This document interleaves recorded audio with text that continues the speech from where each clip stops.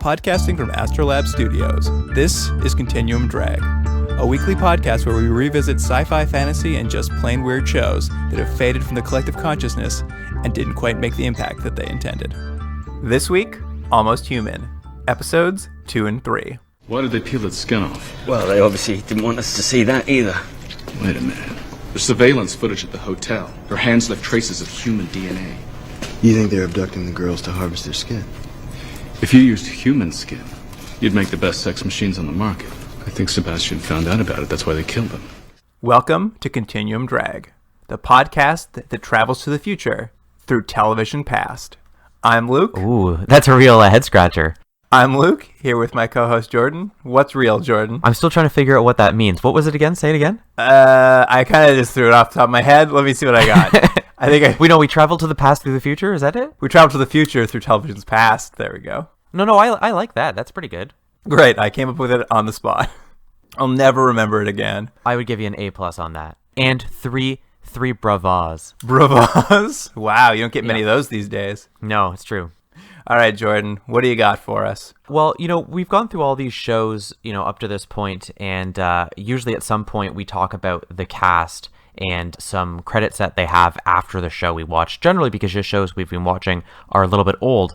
But I thought we'd do something slightly different on this because this show, when did it come out? 2013? Yeah, 2013, 2014? It's only been a few years, and there hasn't been that much happening since then. So what I thought I would do is I took the top 6 cast, and I picked a credit from each of I put one credit from each of them, and I thought I would have you see if you could guess who did what. Oh, I like this. So there's 6 actors and 6 credits, so you have to try to match the actor with the credit. Okay. I'll give you the actors ahead of time, so you have to, so you remember who they all are, okay? So obviously our star of the show, Carl Urban. Of course. You got Michael Ealy. All right. Okay, you got Mackenzie Crook. Right. Lily Taylor. Of course. Michael Irby, and Minka Kelly. Those are your top 6 credited actors on this show. Sorry, go back. Who is Michael Kirby? Michael Irby he plays that detective who at this point is just kind of grumpy all the time. Right. Detective Richard Paul. Right. Yeah. All right. Give it to me. So the first one is this person played the role of Zizi in Fast 5. Okay. The next one, this person played Ferris in The Sex Lives of the Potato Men. Okay. I picked that credit just because I like the title. That's a great title. Right. This next one is the first of 2 music videos I chose. This person played love interest in the Maroon 5 music video, One More Night. The next credit is this person played Julius Caesar in both Hercules the Legendary Journeys and Xena Warrior Princess. Okay. And this person was in this is the second music video, a Mariah Carey music video, weirdly also playing the role of love interest. And it was the music video Get Your Number featuring Jermaine Dupri.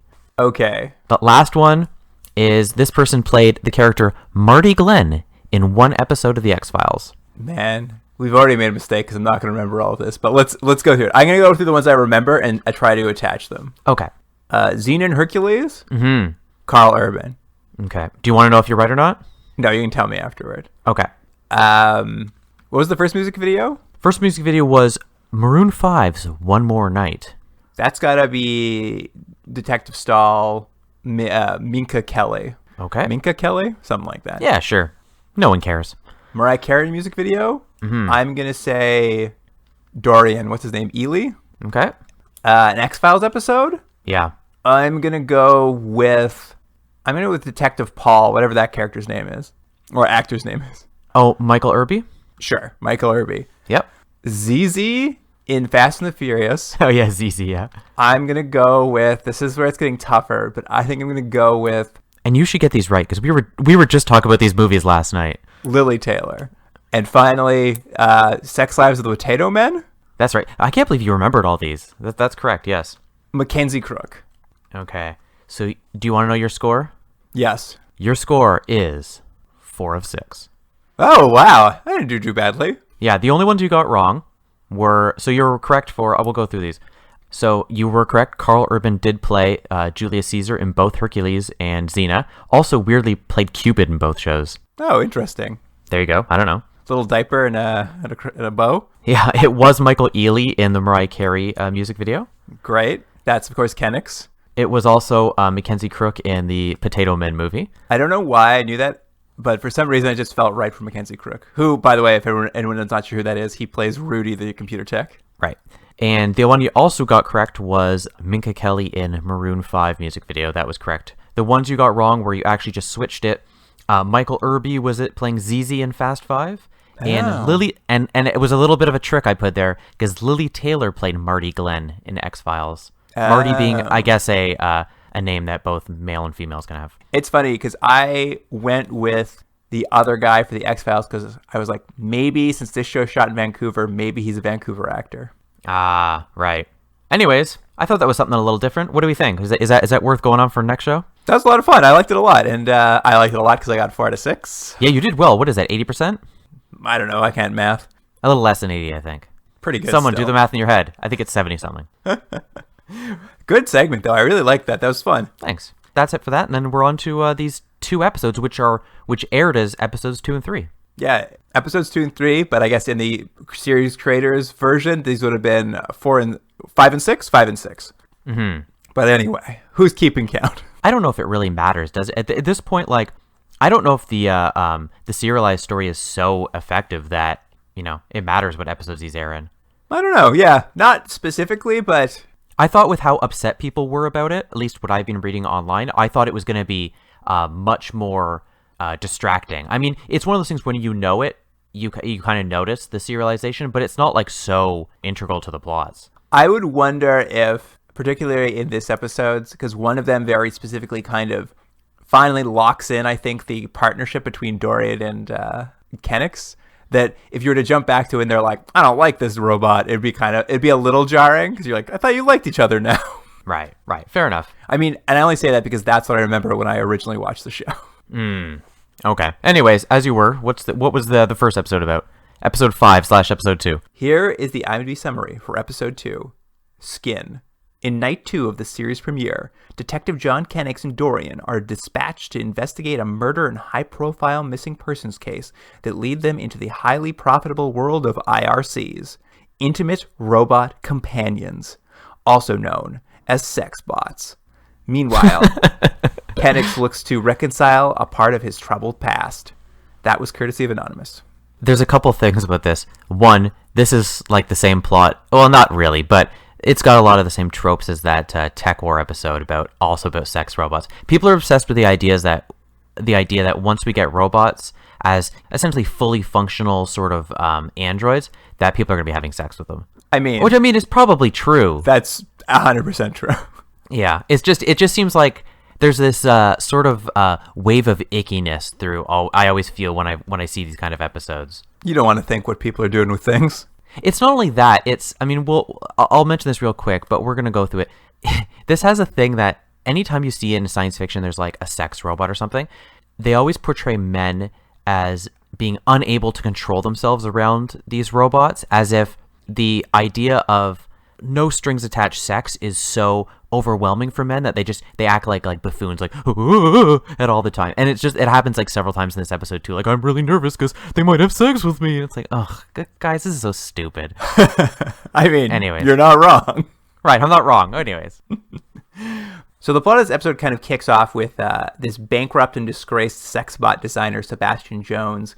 He's in a hotel room and he's running these tests on a sexbot he's hired. She looks like she's on Tech. Like from Tech War? Yeah. That's what I thought. That's my note. I'm like, is she on Tech? I've decided in my head this is the same universe. That's why. Well, I guess the sexbots are a little bit detached. Like, they're not quite as self-aware as Dorian. They're almost as like alive as Dorian, but they're kind of almost more like they're from a holodeck or something. They don't know they're robots. They don't know like anything that's happened to them is weird. Right. There's a sort of an air of innocence around them.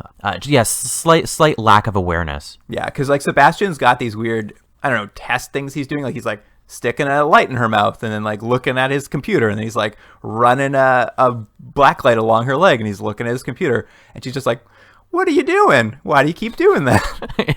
Yeah, and that would be annoying. Well, can you imagine a real person, if someone started doing that to you, you'd be like, I don't like this at all. Yeah, fair enough. But This sexbot, I guess, is from this Albanian mob. I guess they sort of run the sexbot trade.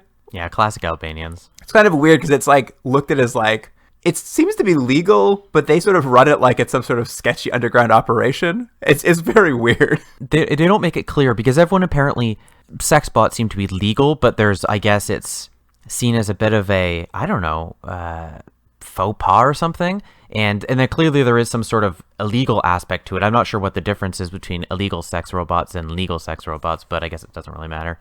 Yeah, it's a little unclear. It's somewhere between legal and illegal because we'll go to showrooms where we get a look at them and you can clearly buy one. But I guess maybe they're so expensive that no one buys them and you just have this weird outfit who rents them out by the hour. Ugh, you don't want to rent a sex bot. Just like those sex doll brothels that are opening up in Toronto right now. Is that right? Yeah, they're open a bunch. There's like 2 or 3 now in Toronto. Oh, well, that's something. See, Whatever. It's just like this show. It's all coming true. Yeah, I guess you're right. We'll go to one after the show. There's just something about that guy having to leave that building after, you know? I worry more about the employees who have to clean up afterward. Oh, man. All right, let's not go down that route. Why don't they get into those logistics in this show? Could you imagine? He's got his old... Anyways, forget it. I'm not going to say it. All right, where are we? Oh, so this is the part where basically... I want to just get to the part where the guys spray their faces and so they can't be seen on camera. I thought that was really cool. Yeah, the Albanians, for some reason, are monitoring these bots they send out. So they seem to have a video feed in this hotel room. They see Sebastian, this disgraced sex bot creator, is running these tests. So they send a bunch of guys into the room to, like, take care of him. And, yeah, they've got this cool spray. I believe it's called a flash mask. Right. And so basically what it does is you spray yourself, and then on the camera, on the security camera, all you can see is essentially like a glowing face, right? Like it's like almost like a whiteout for your face, but very, very vibrant, so you can't be seen. And I was like, I've never seen that before. That looked really cool. I actually think there is a piece of tech that exists right now that's similar to it. Oh, really? It's a baseball cap or something that just kind of comes with some sort of infrared light under the brim. So what it does is it shoots a light over your face, and infrared, like the cameras pick it up as a glowing thing. I'm pretty sure I've seen this tech in reality. I don't know if it works as well, but right. But yeah, they essentially do this, and then they bust into this hotel room because I guess they don't want this sex robot tested, and they shoot Sebastian dead with. They don't have a silenced gun; they have silenced bullets. I wrote this down. They have absorption rounds. Oh, everything in the future is so fancy. I thought at first they were killing the guy because he like took her hair, and they're like, no one steals the hair of the robot. I was like, oh, that's weird. That's a weird reason to kill someone. But anyways, yeah. So they use those little silent bullets. Silent bullets. They grab the sex robot, and before they leave, they roll this little silver ball, like a little bigger than a marble. They roll it across the floor, and it's kind of a cool piece of tech. What does it do, Jordan? It sort of just sprays the room with like blue dust. I think it's like little nanobots, and they like clean the evidence up. It's a way to clean the evidence up after the murder. Yeah, that was pretty good. And it makes for a great shot because it just like shoots up and everything starts glowing blue in the scene. It's like a very cool little shot. I think they use it in the opening credits because it's very future-y and fun. Yeah, it's like digital confetti. Digital confetti. And I mean, that basically sets up our case of the week. Who killed the high-end sex bot designer? Mm-hmm. Yeah, I've said it before, but the stakes have never been higher. Well, you got to solve a murder, Jordan. Yeah, I'm not as big on these sort of like crime of the week sort of things. I know this is like what this seems to be the show's bread and butter. We'll talk about the next episode. I think the show works much better when they get away from the CSI investigation sort of episodes. Fair enough. I don't mind them. They just give a framework for an episode, and it's a little bit of a detective show this way. Yeah. All right. Kenix and Dorian, of course, have to come down to the hotel for this crime scene, but as they're trying to get into the hotel, they bump into a crowd of kids who are out front. Mm-hmm. And apparently in the future, which makes a lot of sense, kids love robots. Who wouldn't? I love robots now. Dorian's lighting up his face, and all the kids are like clapping and cheering. They love to see this robot doing stuff, and it's very funny because Kenix kind of gets jealous, I guess. He doesn't like that the kids are so excited to see the robot cop, but not the real cop. Yeah, so he, as a way to get the kids' attention, he's like, hey, kids, what about this? And he takes a knife and just jabs it in his leg, which I guess is, into his obviously mechanical leg to sort of surprise them. But the reaction is the kids don't like it. Yeah, it's a very fun thing because it It has a lot of build up, and then he stabs this knife into his leg without any context, and just one of the little girls starts screaming. And it was a funny little scene. It was very fun. I really liked it, and it leads to a little conversation between Dorian and Kennex, where Dorian's just like telling him that kids and animals can sense that he has bad energy, and that's why they don't like him. I think it's one of the stronger things of this show is their little moments that they sort of intersperse in between some of the major scenes are, I think, some of the scenes that play the best in this show. Anytime they have a fun little scene where they can like do a little bit with the back and forth between these partners, they kind of snip at each other or do little jabs is always a lot of fun. Yeah. At any rate, they get up to the hotel room and it's pretty much cleaned out. So they grab the tapes from the hotel monitors, and obviously we can't see the assailants' faces. What they do notice is the sexbot seems to be touching everything on her way out of the hotel. And everywhere she touches, she's leaving behind a trail of DNA. And of course, a robot doesn't have DNA. Yeah, she's leaving someone else's DNA. The DNA of a kidnapped woman. So now they have to figure out, how does a kidnapped woman's DNA end up on a sexbot? Mm-hmm. That's it. That's the weird thing of this episode. And there's a lot of talk of DNA, lots of talk of skin. You didn't like this episode very much, did you? No, this wasn't one of them. Well, no, I should say, though, we've mentioned this before. We're watching these now in the order they were intended, not the order they aired.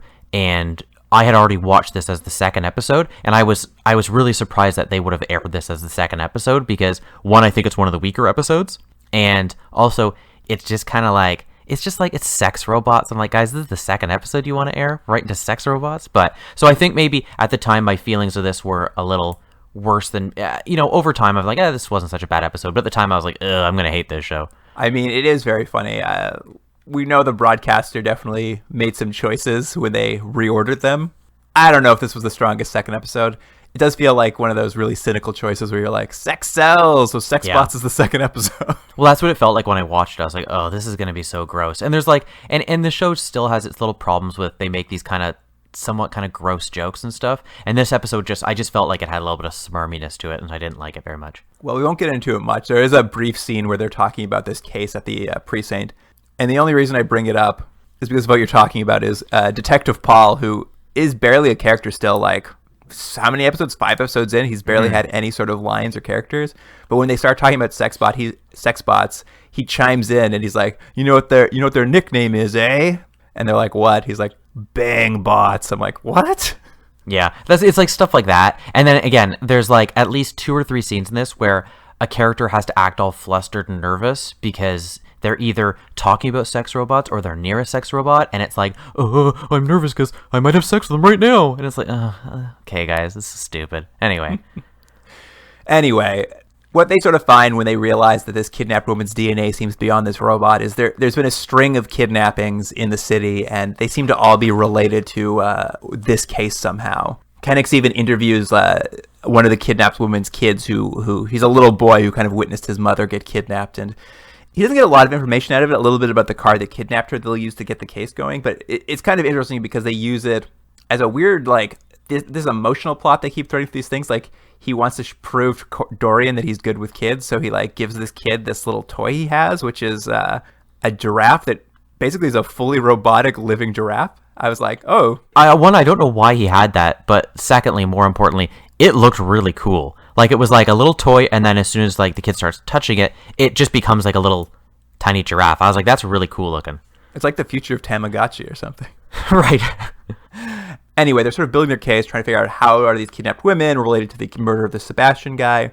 They're not quite sure yet, so they go to interview Sebastian's ex-partner, this man called, this name is amazing, Lorenzo Shaw. Mm-hmm. And they go talk to this ex-partner who's running this sex bot shop, and Kennex goes to interview him, and this is what you're talking about. Like, he gets a little flustered around these robots, and he's just like, what happens to the IP rights now that he's naked? I mean, dead. Yeah, there's just a lot, and there's a scene later too with their Q character. I never know what his name is, and it's like the second time in this show that they've had him mention sex bots and be nervous about sex bots. Yeah, it is kind of the running gag of this thing. What I found interesting in this sex bot like emporium where you can go get one, got to be 20 different female models, just one male model. Yeah, there's only one. Come on, what about half the population? I got a better. They kept calling them sex bots though. Isn't Prostobot a better name? I mean, I don't know. No. No. Didn't you suggest to me that you wanted them to be called robo-whores? You are worse than Detective Paul. Am I? Sorry. Don't worry. It's not going to be in the final edit. Oh my god. Oh man, how many other nicknames did you come up for them? I have one, but I can't say it. I'll tell you off the air. Just wow. Well, now we're teasing the audience. Yeah, it's in the bonus episode. All right, I won't make you say it. I guess. At any rate, all they really get out of this ex-partner is who their original number one client was when they were both partners was this Albanian mob. So Dorian hacks into his contact list and like kind of finds out where the Albanian kind of mob works out of, so they can go interview them, I guess, about what's going on with these sex bots. Which takes them to this Albanian nightclub, and all the police show up and they're sort of testing all the bots who work at this nightclub for human DNA. No luck though. There's no humans there, or no human DNA on any of these robots. Didn't you feel that club was pretty bad for destigmatizing sex bots? It was, yeah. The other place they went was all like nice and clean look, and then you went to this club, you're like, oh, this is a smarmy little world. Yeah, it is weird. It's hard to get a sense of what on earth is going on here. Like, why is it legal but dealt with? Maybe that's what the Albanians' niche is. They make it feel a little grosser.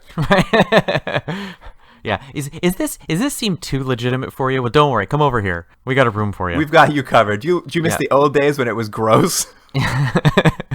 But what they manage to find out after this is they get a call from Detective Stahl, and she lets them know that they've tracked this car that kidnapped this woman. And the reason they haven't been able to find it so far is the car had what they call a tag scrambler, which essentially what it is it causes its license plate to constantly change numbers. So it's harder for all the like constant surveillance in the city to track a car. But they were able to track it down to the last known location, which is this industrial facility. So Dorian and Kennex drive out there. And this is kind of where they find that sex bot from that opening scene. The sex bot's been like shot in the head and been skinned. Yeah. So what we kind of see is like a robot, what it looks like without skin on it. And it's pretty gross. Yeah, I'm going to have to go back and rewatch it. I'm trying to remember exactly. I remember it was all like, I remember right on, because right after this, I think they bring the robot to Mackenzie Rudy. Crook's character, right? Yeah. And I remember there's a lot of him playing with the robot skull, and it's kind of gross. Yeah, he's kind of talking about how they shot it through its memory capacity, so they can't really pull anything out of it, and there's no real info they can get. But Rudy kind of gives them a little more information by deducing that if they had pulled all the skin off and the skin had DNA, maybe the Albanians are covering these robots in human skin. I guess it gives you that real feel on the robot you're looking for. It's not as rubbery. Yeah, it's not as rubbery with I don't know what they usually cover robots on, but like Dorian seems like his skin looks pretty real, so I don't know why you need real human skin. It is very odd. I don't really fully get into why. They sort of talk maybe about pheromones or like just that human touch, I guess, is the reason they want to like do it.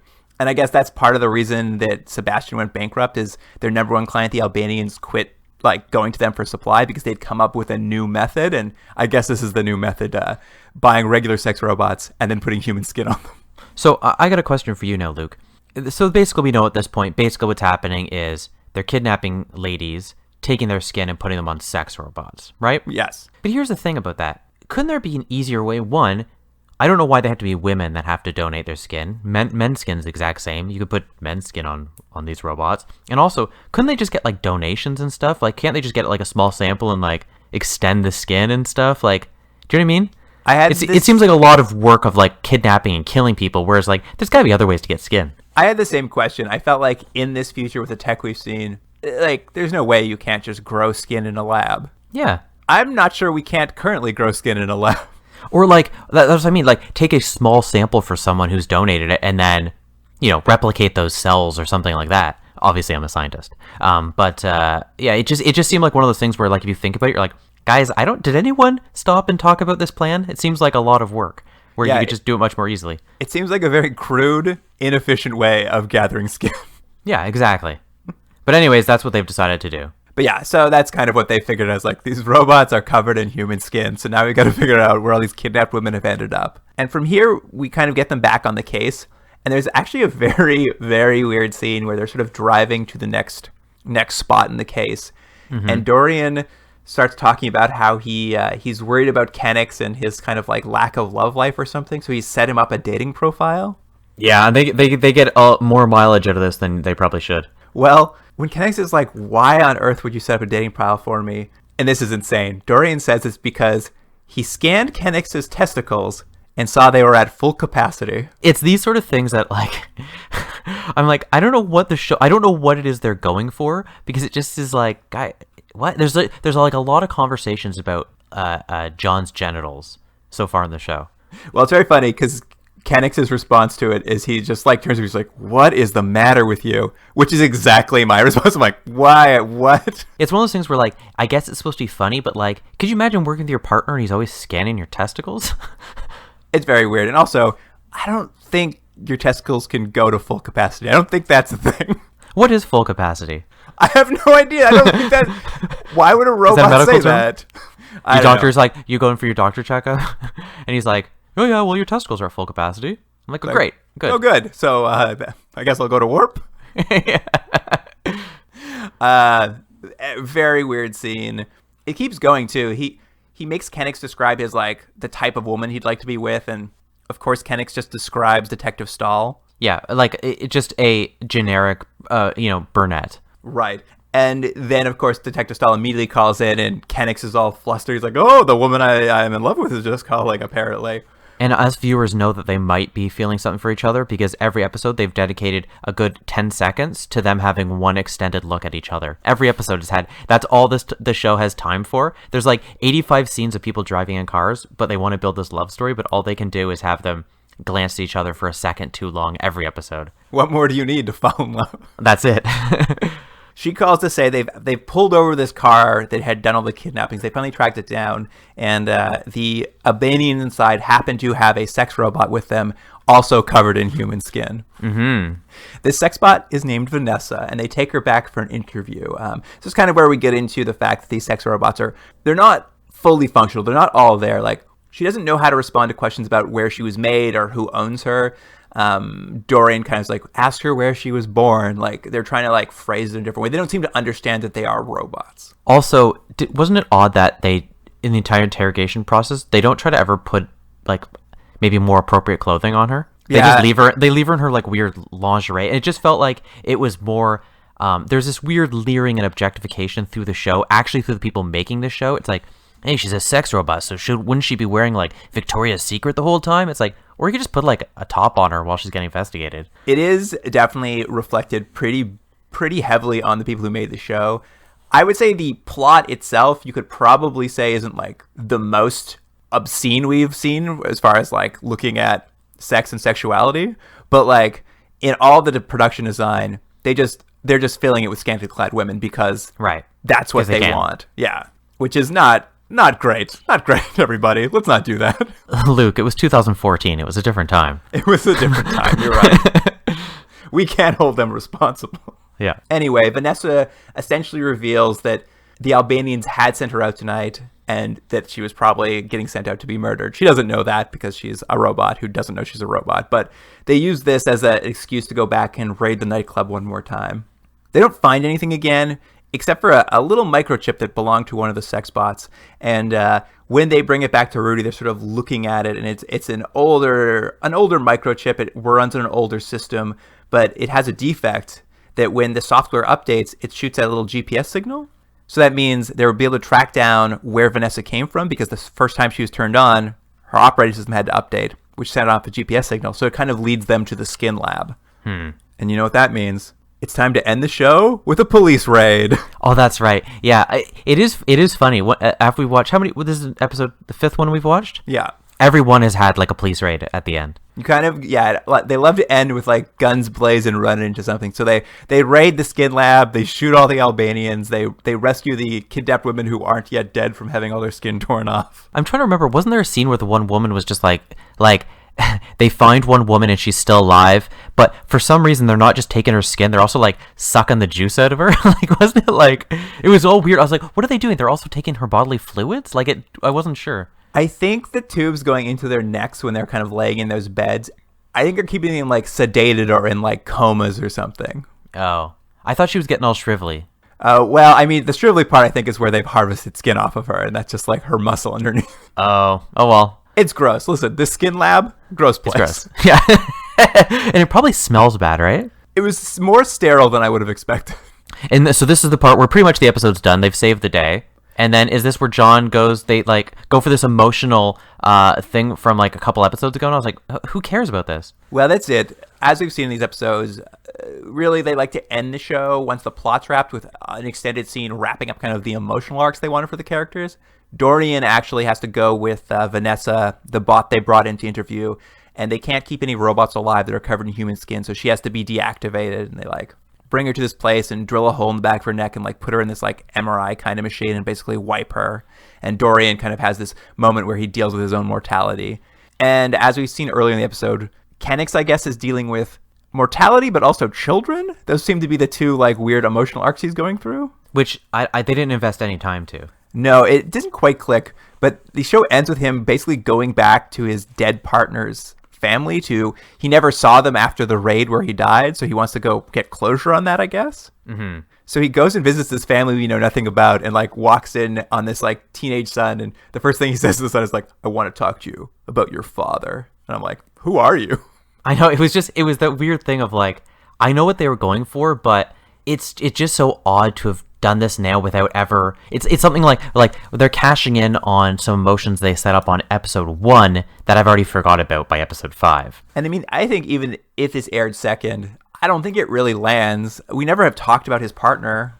I wasn't even really aware that guy was his partner. No, I wasn't either. They definitely are trying to make these emotional connections with the audience. They're just not landing very well. You know, as we're probably almost halfway through this series. What this show does well, it does very well. Like some of the technology and some of the interplay between some of the characters, they do really well, and actually some of the actual plots and stuff like that are pretty good. But then other things are just so clunky, and it becomes a weird. The episode, how good it is, kind of depends on how heavy they lead on one end or the other. Yeah. You brought it up earlier, and I just want to get back into it really quickly again. This really is essentially the plot to your favorite episode of Tech War. I mean, in that, it was a VR prostitute, and what they'd done is kidnapped a woman and put her brain into the VR to run the thing. And in this one, it's a robot, but they're kidnapping women to put their skin on. It is almost an identical plot to that Tech War episode. Yeah, and neither one earned the emotional end that they went for. Remember, Jake had his hand and they held the hand together and all that, and it really did it for me. I do remember that, except that they immediately counteracted that by making him a sleazebag. Oh yeah, that's right. I forgot he was always a sleazebag. You imagined an ending that you thought you'd like a lot for that episode that wasn't the actual ending. Yeah, that's right. And then you gave it the highest score you've ever given a 10. Yeah, I gave it like a 17 out of 10. You love that episode so much. Yeah. What was it called? Like Kara's Dream or something? What was it? Oh, Kara's Room or Kara's Room or something. Yeah. Anyway. Oh, that's that episode. So let's go into episode what do you call it? Episode 6/3. Great. So here's the IMDb summary for episode 3. Are you receiving? He doesn't want the tech. That doesn't make sense. Why take hostages and negotiate for tech you don't want? Maybe it's a diversion. Yeah, but for what? Are there any targets of value in the adjacent buildings? The only target of any value is a precious metal way station specializing in palladium. It's a heist. Palladium. That would make all this worthwhile.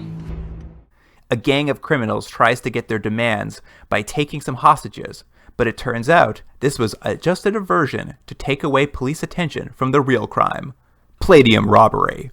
That summary was courtesy of Raj. Raj, you really ruined the whole surprise of that episode. Raj just lays it out for you. I don't have to spoil anything because Raj already did. Thanks a lot, Raj. But we were talking really briefly about this last night, Luke, which we're not supposed to talk about the episode when in our normal lives. And I'd mentioned to you that this essentially is Die Hard, this episode. Yeah, it's a Die Hard episode. Like, not only is the plot Die Hard, but they even have like a guy crawling through vents in it. Like, it's just Die Hard. So if you like Die Hard, you'll like this episode. And you know what? I kind of did. I did too. It starts off actually in Kenix's fancy loft. We kind of get to see how he starts his day. He has an amazing apartment, by the way. Oh, beautiful. Like, have we talked about it? I'm like, there's no way he affords this apartment on his police salary, unless police salaries have just skyrocketed. This is a real television apartment. This is a real Friends situation. Yeah, it's exactly what it is. He's got like this, like his whole wall is just like a beautiful, like just windows to the city. And anyways, what I liked is when his alarm went off in the morning. It's basically a regular alarm clock that sits on your nightstand. But when it goes off, it just shoots a redundant hologram in front of it that also shows the time. I know. Why would it ever do that? It's not saving any space, which is assume what all the technology in this show has really been. Everything's very small and sleek, and doesn't actually take up any real estate. But that was just like a normal clock. It just projects another clock. It's like, that's stupid.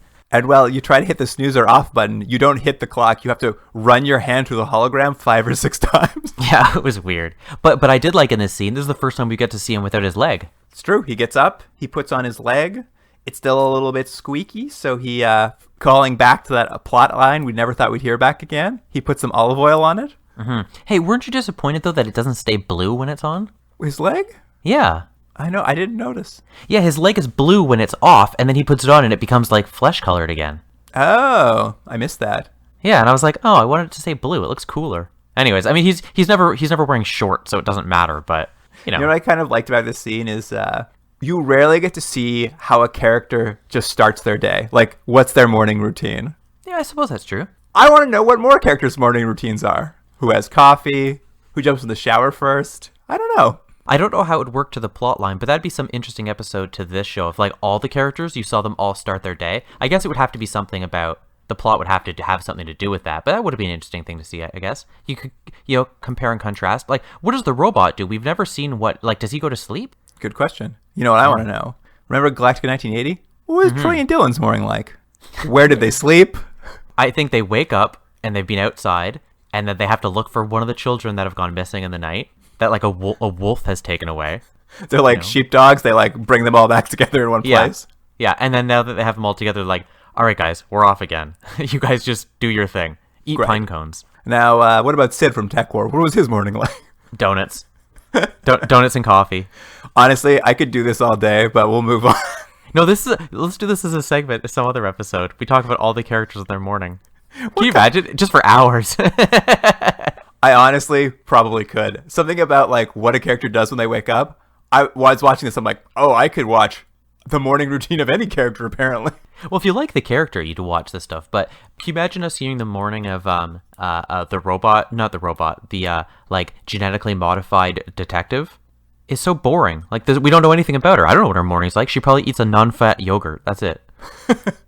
We know she's rich. She probably has an even nicer place than Oh yeah, you're probably right. Anyway, let's move on. We can do this all day, apparently. Yeah. So what we get into after that with a tiny little cold open, little character thing. We get into the actual plot. One thing I just wanted to say here is before the plot kicks off, they head out and we see them in another driving scene as they always are. But what's happening is they are headed to work. Like essentially, Kennex has picked up Dorian and they're driving to work. And I have a real question here. Where does Dorian live? Well, I mean, that's what we kind of mentioned slightly earlier.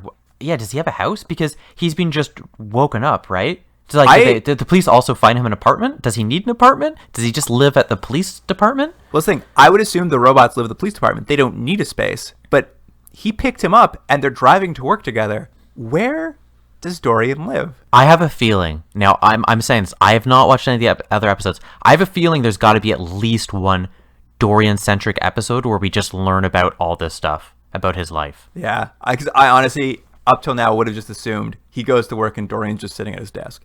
That's kind of sad, isn't it? But he's a robot. What else does he need? I guess, yeah, he doesn't need a bed. He doesn't need, like, a kitchen. Well, he could have, like, a nice, like, bachelor apartment. Yes, yeah. Maybe that's it. Maybe there's, like, buildings for robots that are just, like, closets they walk into. Yeah. They just decorate the closet different ways. Now that I think about it, I believe that's the plot line to a Futurama episode. Is that? Well, I don't remember, but sure. We'll move on into the actual plot of this episode where terrorists have taken over an office building and man, oh man, it's a Die Hard start. It even starts off with them walking into the lobby and like shooting a security guard at the front desk, just like Die Hard starts. Yeah, this is exactly like Die Hard. It's kind of amazing. Kennex and Dorian are on their way to work, so they get the call and they're the first to arrive. And as SWAT starts to surround the building, they decide they're going to walk up the 25 flights of stairs to get to where the hostages are being held. At this point, though, I was hoping this was actually going to be more like Dredd, and it was just going to be Carl Urban having to redo the same role, where it's just like he's got to get to the top of the building to get the bad guy, but it wasn't quite that. Wasn't quite that.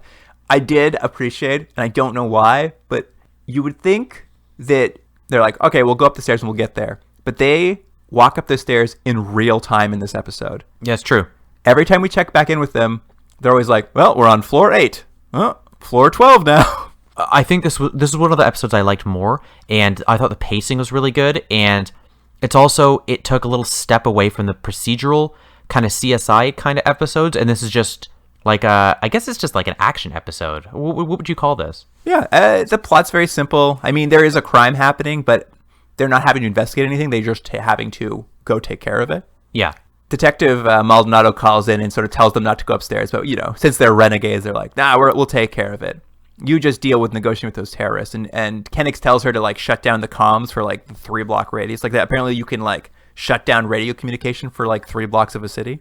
Yeah, which is a handy police technique so that they can't speak to anyone. And once the 3 blocks is jammed out, kind of maybe a flaw for Dorian. He doesn't seem to mind. Any 911 calls that happen in this area now all bounce straight to Dorian. So he's just like taking calls. That was weird. I mean, it was so they could do a fun little thing where he does different accents and different voices for reasons. But it does seem like a weird thing. That's what would happen. He would take all the calls. I guess so. He's the only police computer in the area. I did like it though. He like talks as a Portuguese lady to somebody. He talks in Dorian's voice to make fun of him. Yeah. And they end up talking to one of the hostages who's being held upstairs, and they kind of get some intel from her as they go along. But none of it's overly important. It's just kind of their eyes into what's happening upstairs. And it's someone for them to talk to as the episode goes on. It's always back and forth, and so because they're never in the same room as the action that's happening, it's just a way for us to keep them involved. Yeah. And the terrorists upstairs where this woman's watching, they kill one of the hostages and throw him through a window with a note on his chest for the cops that says, stay out. And I like this because there's some very good dummy work of this dummy falling from a window. It looked good. And then when they show the aftermath of the corpse hitting the ground, really gross broken ankle. I didn't notice that. It's like ankles at like a really weird angle. Yeah. So do we have you said what the terrorists have asked for? They're asking for a fission igniter. Yes. Captain Maldonado sends a drone up to the 25th floor and like shoots a cell phone into the window so that they can communicate with these terrorists. And they basically, they just want this fusion igniter because essentially these terrorists, their leader is played by, did you ever watch Justified? Yeah. It's a character actor, Damon Harriman. Yeah, he plays Dewey on Justified, the dumb white supremacist. He plays actually, do you want to know something funny about him? In, I think it's this year, he is playing Charles Manson in 2 separate projects. Oh, right. He's doing the Tarantino one and then another one, right? He's doing Mindhunter. He's playing he's playing Charles Manson in both that have nothing to do with each other. He just happened to be cast as Charles Manson twice. Fincher and Tarantino, they have the same taste. Yeah, I guess. So God bless him. I can't think of another actor. I mean, he's a good actor, so and he's very muted in this role. It's not the kind of role you'd think he'd be in. Yeah, he can definitely go over the top, and I was happy to see him. I like him as an actor, so it's kind of fun to see him pop up in a very pointless role. But well, his character is called Lucas Vincent, and he's part of the Holy Reclamation Army. Yes, he's a member of the Holy Reclamation Army, a group of anti-Western terrorists who have a history of like taking hostages. They've recently took an embassy in New Tokyo to get some of their comrades released, but they're known to be fair. Once you meet their demands, they usually let the hostages go. Did you love New Tokyo? I did like the idea of New Tokyo. I wanted to know more. We'll never know, I'm sure, but it's always nice to hear like, oh, New Tokyo. What was Tech War? New Cuba? Oh, that's right. Yeah. It was something like that. It was just right beside. Can't remember if that was Tech War or Harsh Realm, but one of them had a new cube. I think it was Tech War. Anyway, they're trying to get this fusion. What was it called? I thought it was a fission igniter. Yes, you're right, a fission igniter, and it's basically a trigger that you'd use to set off a megaton level explosive device. Not good is really all you need to know. Not good. But we go back to the staircase, and one of the terrorists happens to spot Kennex and Dorian on the 18th floor, and they have a bit of a shootout. Dorian takes a bullet to the brain. It looked great, though. I guess it was a ricochet. It bounces off his head, and we get to go into his like head, and it's like full of robo circuits. I don't know if I've seen it this way before. I like the look of it. It has like you could see all the little like you're right like circuits and like little I guess wires and cables, but it's all purple. for whatever reason, the inside of these robots are purple. Yeah, it's like, I wrote it down, it's like 50 shades of purple in this robot's head. Yeah. They describe them, or Dorian describes what's happening in his head as tendons, and they actually really do kind of look like tendons. They're like kind of muscly looking, and essentially one of them, the magenta colored one, he tells Kennex has been damaged and he needs him to fix it. And what does Kennex use to attempt to fix the robot's brain? He uses nail clippers. I don't know why he had those on him, but he did. He has nail clippers, a filthy Q-tip he finds in a garbage can. Right. I think he's finding this in this office. That's where he got the nail clippers. And a used piece of chewing gum. Yeah. Which is funny because, yeah, he's going through it. And he cuts the wrong wire the first time, right? Yeah, he's starting to use it, and Dorian's quite upset. He's like, those are filthy. Don't you dare put those in my head. And he immediately shoves the Q-tip in, and Dorian just turns off. He, like, breaks Dorian immediately. Yeah. Oh, but what was the other robot? Remember we had discussed this before in a previous episode. Dorian, as per most robots, knows how to fix himself. What were we watching where the robot didn't know how to fix themselves? Was it Quester? I think it was Tech War. I don't know if it was. Was it? Or was the robot there on that? He didn't know how to fix himself? I believe it was, because there was that one episode where all the robots were on the run and they didn't know how to diagnose what was wrong with themselves. That's right. You're right. It was a functionality that wasn't turned on or something, and that's why they were like slaves to the man. Right. But in this, he knows how to fix himself. As per what we've come to know about robots, is they always know how to fix themselves. Jordan's preference is they better know how to fix themselves. Yeah. But Dorian ends up getting up and running again because Kennex isn't a total disaster. He does fix the problem, and we get Dorian back pretty quickly. He's not at full capacity, but he's back. And they manage to shoot one of the terrorists in this shootout, so they start investigating this dead terrorist. And what do they find on his chest, Jordan? Oh, they find, let me hold on, I wrote it down. Like, there's a little circuit thing, and they start playing with it, and suddenly the guy's face zaps, and it's a different face, and they're like, oh, he has a face maker on. Yes, a face maker. Which is the same as a morph mask. Morph mask from Tech War. I thought the same thing. And this is it's a little bit like something they wear in their chest, I guess. It looks a little bit like a necklace around your chest area that just, I guess, shoots up a hologram on your face. Yeah, I guess the idea is it shoots up a 3-dimensional hologram that covers your face, so people can't see what your face actually looks like, which again is pretty cool technology. I'm going to say, though, I think that morph mask in Tech War, which was kind of just a mask you pulled on that kind of had mocap spots on it that built a face, I think that was better tech. You think so? I like that technology better than the technology here. I think Tech War actually had a better idea. Well, somehow both of them are able to change the actual shape of your head and your voice, so but both get an A+ for me. Both very good technologies. Yeah. And it turns out the guy under the morph, or this is not morph mask, the face maker, he's actually just a run-of-the-mill armed robber. Turns out these aren't terrorists. These are just guys who are just robbers, just like doing this as a cover, I guess. And I actually really like this. This was the one turn I didn't expect, so it made me... I was really pleased with that the idea, what we learn here is that these people are not actually who they're pretending to be, and they want the police to think they're this holy reclamation army, and they're all wearing these fake faces because they're actually doing something else, and this is just a diversion, which I didn't see coming, and I thought, kudos, guys, that was pretty good. Yeah, and what's kind of interesting, on the body, too, they find another piece of tech, which is it's kind of like a little plastic button, little see-through red plastic button with the word start on it. Mm-hmm. And at first they don't know what it is, but they eventually sort of say, because all the communication's blacked out and these robbers were planning on the communication being blacked out, it's some sort of direct communication device where you need direct line of sight, but if you point it at something, you'll be able to communicate, I guess, with the other crew they're working with. It's almost like flashing, like a high-tech version of like flashing a flashlight to someone. Now, correct me if I'm wrong, did they use it in the episode? I know they talked about it, but I don't know if I ever saw it functioning. No, because they never got to. The point was at the very end, it was their way out that they never got to use, that they were all going to sort of flash to each other and where they were going to go. But no, we never saw it, which was kind of weird, because at the end they're like, oh, it's all these things. I'm like, oh, we never saw them. I know, they set it up, and I was just like, I'm curious how this weird little tech's going to work, and then I never got to see it. Yeah. I mean, I guess it's the plot, like they can't get to use it or they win, but I was weird. I'm like, oh, I can't wait to see how this weird start little circle works, but I didn't get to. Maybe a future episode. Unfortunately for Dorian and Kennex, one of the terrorists/criminals got away during their gunfight, and he gets up there and kind of warns everyone up top in the hostage taking that cops are in the building. The criminals have just gotten their fission trigger, which is actually a replica that Rudy's made because they can't get a real fission trigger. That's military grade. Yeah, so he makes one that's close enough that they don't know the difference. And of course, it doesn't matter because they never intended to use it. Like, it's just a distraction. So they don't know it's fake. Doesn't matter to them whether it is or not. They were just needing it to like buy themselves time because across the street, this other crew is essentially robbing this palladium vault, some sort of like precious metal vault. Yeah, did they say what they were actually taking? Palladium. Oh, okay. I guess that's worth a lot. It's worth all this effort. It's worth all this effort, and because they knew the police were going to jam the comm signals, they knew the alarm wasn't going to go off in this palladium vault, and hence this is all actually a pretty well executed plan. Fake terrorists, shut down 3 blocks, rob the building across the street. Mm-hmm.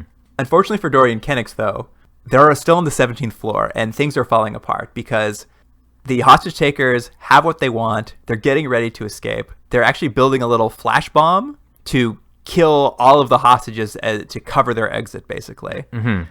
And they really have to hurry up if they're going to get to their hostage. So Dorian does what he has to get to that floor faster. He pulls a Galactica 1980. Well, he doesn't quite, but he does some fast robot climbing up the ropes of the elevator. But I was hoping they would do that like backwards jumping slow-mo thing that they did in Galactica 1980. Yeah, he pulls up the elevator doors and leaves Kennex behind because he has got to get up there quickly. So he very fastly, it's kind of a cool shot where he climbs these elevator cables.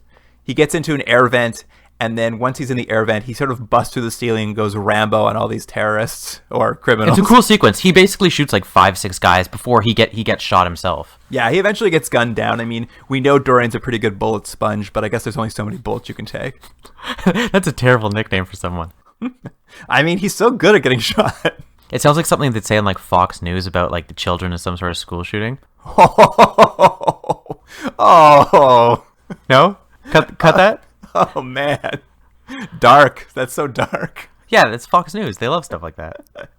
At any rate, Dorian's shot down, and thankfully his trusty partner shows up. He's put on that little face, that mask maker, that face maker, so he looks like one of these terrorists, and he walks in, they're like, oh, where have you been? And then Kennex just shoots the rest of the terrorists dead. So I guess those things are just easy to use, huh? Yeah, you just toss them on. That's it. Plug and play, my friend. So bad guys caught, bomb defused. A real round of applause for everyone. Yeah, Dorian defuses the bomb. Kennex calls down because he's realized it's all a cover for a heist now, so he tells them to turn off the jamming signals. We cut to the heist across the street, and like with the jam gone, the alarms go off and the vault doors slam shut, and they've caught both criminals. And that was that. I really liked the episode. I thought it was fun. And it kind of wraps up with Dorian still a little injured, and Rudy wants to take care of him, but Kennex is just like, not now, Rudy. I'm taking my partner out for noodles. Yeah. It's kind of just to show like their partnership is now solidified, I guess, that they've faced life and death together, and they've both been good. So and that was it. And those were the 2 episodes. It was a fun episode. I had a great time. There's not a lot of plot. It was a very like simple episode, but it gave a lot of time for character moments, and it gave a lot of time for these partners, which are the best part of the show. These partners sort of interplay.